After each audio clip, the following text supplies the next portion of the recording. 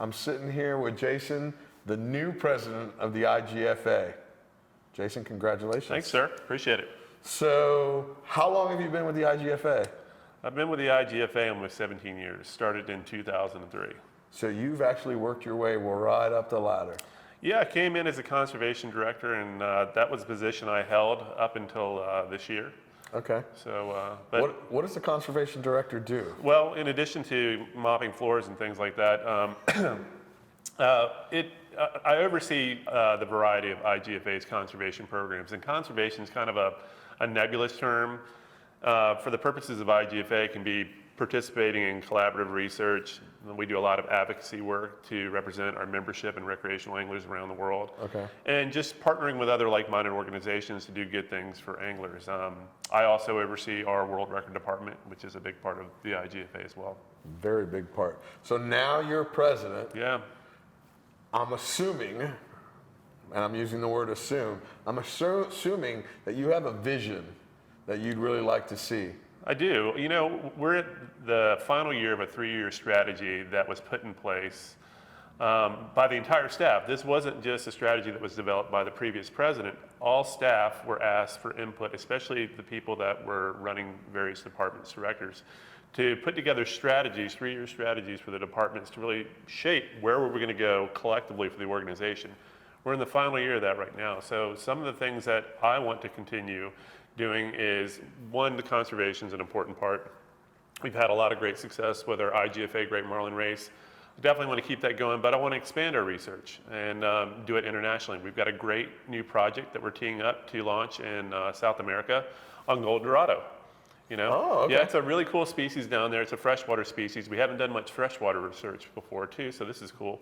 But this is a fishery that's getting a lot of international attention. Let me know. I'll fly down there and you should do it. Oversee it. Yeah, so you know, doing some really good baseline work, trying to figure out what the population units are down there. So I'm really excited about that.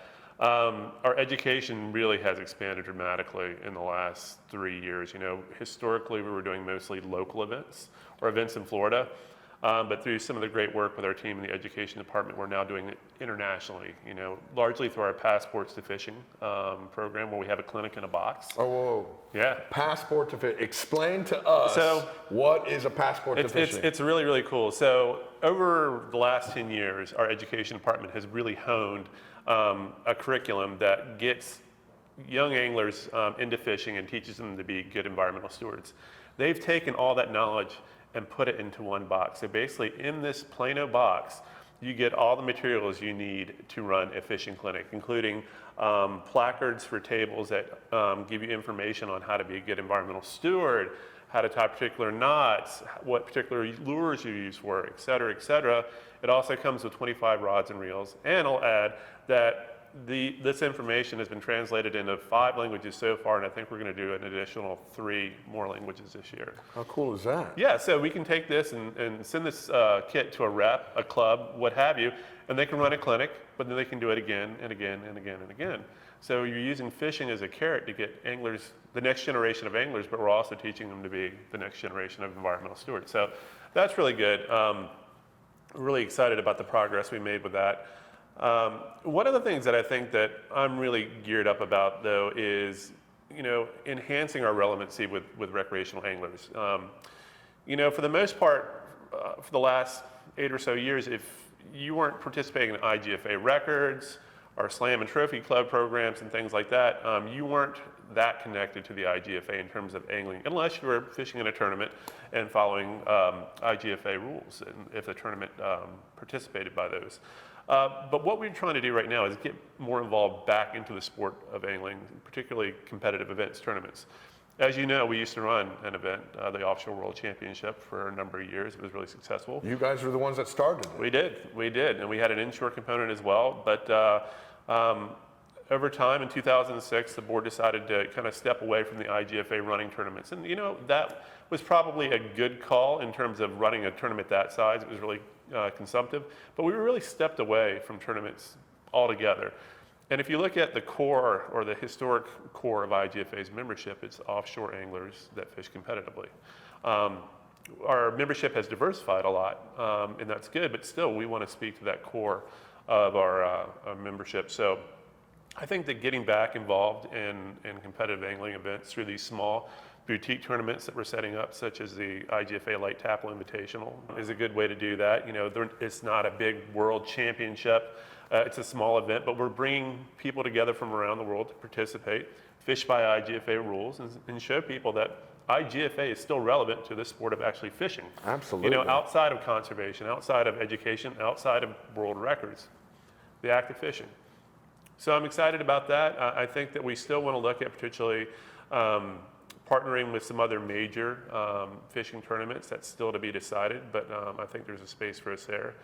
But I think that, again, making IGFA more relevant to the angler is an important thing that we need to do. I think that we've made really good strides with our education work and our conservation work. And we definitely want to keep going on that track because those are both very important pillars to the organization. But getting back to the actual sport itself, I think, is really important. It's very important. Yeah, I mean, what I tell people in terms of a vision, so I became a biologist because I love to fish. It wasn't the other way around. And I think the IGFA needs to still be really relevant to the sport of fishing itself, while at the same time doing that important conservation and education work. And you guys are recognized around the entire world. Yeah. I've stumbled on a couple of IGFA meetings just by being in certain places. I remember a couple years back I was in Australia, flew in, and there's an IGFA meeting going on. Yep. Yeah. So one of the things we've done in the last several years is, we've had an international body of representatives around the world, sometimes in over 100 different countries. And this really goes back to the beginning of the IGFA, before we had membership. We had representatives and member clubs, and that really formed IGFA. But what we've done in the last few years is we've started assembling regional councils. So you take representatives in a given geography and you structure them so they have their own council with committees and things like that. And that allows us to decentralize the IGFA. They can kind of run with the IGFA's mission and vision kind of on a regional level that's a little bit more cohesive. So we've established those already in Europe, Central America, and the Caribbean, and also South America. We're shooting for Oceania, which would include Australia, New Zealand islands, and also Asia next year, and North America, of course, getting that one together. So we are all over the world, and I think that structuring our representative program that way will allow it to be much more effective at the regional level and, provide them a means to do more in their given area. Wow. Yeah. That's a pretty good vision you got going on Well, there. I mean, this is not something that I came up by myself. This was really the hard work of the IGFA team sitting down together 3 years ago to say, okay, this is what we've done in the past. A lot of these things have worked. How can we improve on the things that can be improved on, and what are some new things that we can do? Again, the REP program is not new, but the way we're structuring it is very new right now. So I'm excited about that, and I think that these regional councils also have the ability to maybe become more relevant in the sport of angling. They might be able to put on small invitational tournaments and things like that as well. So it's a part of fishing. Competition is the base. I caught more fish than you, or my fish is bigger than yours. Even if it's not competition, I mean, these regional councils are a perfect vehicle for these passports to fishing. And it's amazing because as you travel around the world, or at least as I travel around the world, how many times I've fished on boats, I'm the only person that speaks English. I'm fishing on boats where the only thing we have in common is fishing. Yeah. And which is kind of a universal language in its own. It's unbelievable. I've been to Japan, I've been to China, I've been to Australia, the Middle East, and I'm in places nobody knows. I get invited to go on somebody's boat only because we share the same passion. So, but if you share that same passion, automatically you're not really a stranger. Absolutely. You're not a stranger. So you get invited, and or even if it's just the same, and I keep looking outside like if there's a pond right out there, but if there's two people, two kids, two adults fishing on a pond, after a while you're going to gravitate to each other and say, hey, what have you caught today? How's it going? Yeah. What's going on? Yeah. And you think about how many friends, I think about how many friends I have that we have absolutely nothing in common except we like to go fishing. Absolutely. And you guys are kind of like the central location of the history, of our sport, the history of the regulations, and stuff like that. So it's a great organization as people get to know some more about you. It is, and it's an organization that has, I think, something for everybody. I mean, you mentioned the history. We're 80 years old now, so the organization's You look great for 80, by the way. Thank you very much. It's hair coloring. We have been around, so we have, some gravitas. We've got some past. I think we've got a really bright future too. But I think preserving a lot of the great things of the history of angling is an important part of the organization. If you're into the conservation aspect, I think that we're a really strong player there. We do a lot of good work with other organizations. Again, talking about the IGFA Great Marlin Race, this has been going on since 2011. We now have got the biggest data set for satellite tags on billfish in the world. Wow. We give all these data away for free to other scientists. We want them to turn it into productive science that hopefully will move the needle in terms of managing these stocks, which most are in a depleted state. And we've got some really cool publications that are going to be coming out, really looking at kind of the overlay of how these billfish move around and where you're seeing a lot of commercial fishing on the high seas. So explain to us a little bit about this Great Marlin Race for people that aren't familiar with it. Yeah. What it is so tagging fish has been around for a long time, and we've learned a lot about billfish through conventional tags, just regular spaghetti tags. But the amount of information gets limited. Okay, you can only tell you've got to recapture the fish, number one, and all you can really gather is this fish went this far in a linear distance from the time it was initially caught to the time it was recaptured. In the last decade or so, they've come up with these electronic tags, which are essentially sophisticated microcomputers that you deploy on a fish. And they collect data every 30 seconds or so on how deep the fish is diving, where the fish is, light levels, water temperature, things like that. And the tags are programmed to pop off the fish at a predetermined time. For us, it's 240 days. And when that tag pops up and reaches the surface, it starts transmitting information to an orbiting satellite, which then goes to our research partners at Stanford University. The key there is you never have to recapture that fish to get the information. And the type of information you get is so rich compared to what you would get from a traditional spaghetti tag. You can get an actual track of where that fish went, what type of diving behavior it exhibited, things like that, which is telling us so much about how these fish utilize the open ocean habitat. And again, this is done primarily through the benevolence of recreational anglers. So we've deployed over 400 of these tags in 21 different locations.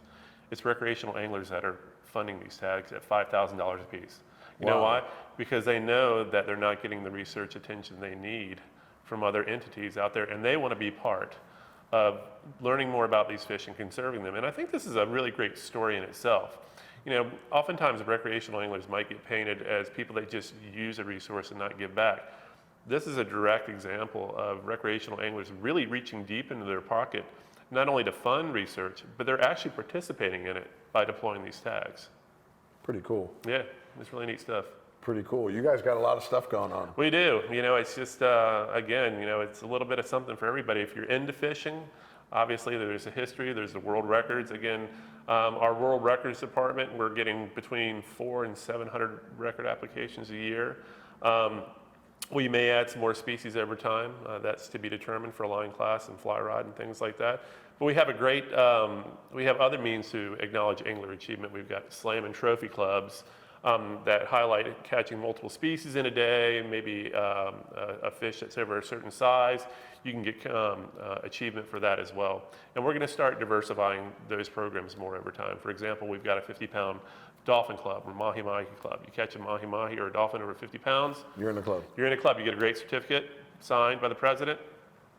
And you got you got something to show for your achievement. That was weird, yeah. That was yeah. signed by you. Yep. So there's a variety of ways that anglers can get involved with IGFA. It doesn't have to be just through our world records. You can look through our slam and trophy clubs. These things are very doable. They don't plateau over time like records. Yeah. That Glassell record that's down in our lobby, that's not going to be broken anytime soon, probably. Yeah. But these slam and trophy clubs, there's no plateauing of these. There's just a benchmark that you have to hit, whether it's catching 3 different species in a day or catching a fish of a certain size. If you can do that, you're in the club. I like being in a club. So if somebody wants to find out some more about IGFA, where can they find you? Absolutely. So you can go to our website, www.igfa.org. .org. .org. We're a nonprofit, not .com. Okay. I want to Yep. highlight that. That's very important. Yeah. All right. Well, cool. Absolutely. Well, thanks for sharing some time with all of us, and we're going to come back and check 5 years. We're going to see what you're doing. Well, I'm sure I'll see you before then. I hope so too. All righty, guys. Thanks for joining me and Jason here in the Fly Zone.